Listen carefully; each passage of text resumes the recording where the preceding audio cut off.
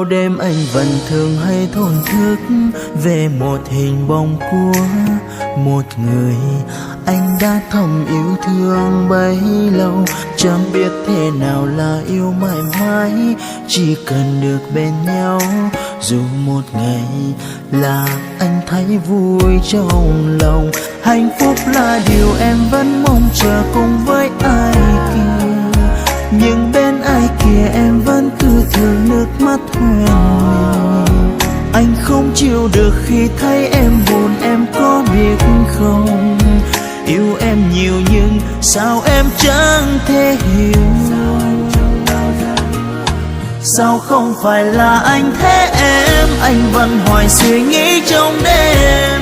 Mỗi lần nhắc tới ai kia nước mắt em lại rơi. Sao cứ hỏi cô chấp thế em? Sao không để anh được ở bên? Bởi khi yêu ai phải nhận ra người ta có thương mình.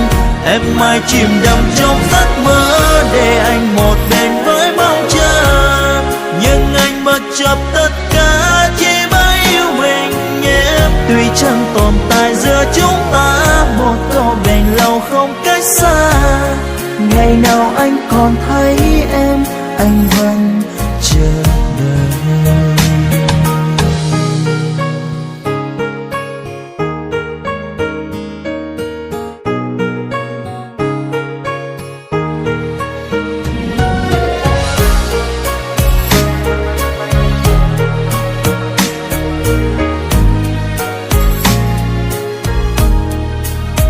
Hạnh phúc là điều em vẫn mong chờ cùng với ai kia, nhưng bên ai kia em vẫn cứ thương nước mắt hoen mình. Anh không chịu được khi thấy em buồn, em có biết không? Yêu em nhiều nhưng sao em chẳng thể hiểu? Sao không phải là anh thế em? Anh vẫn hoài suy nghĩ trong đêm.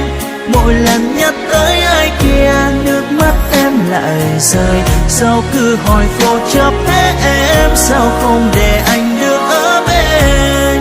Bởi khi yêu ai phải nhận ra người ta có thương mình. Em mãi chìm đắm trong giấc mơ để anh một bên với mong chờ, nhưng anh bất chấp tất cả chỉ bởi yêu mình em. Tuy chẳng tồn tại giữa chúng ta một câu bền lâu không cách xa, ngày nào anh còn thấy em anh vẫn chờ đợi. Sao không phải là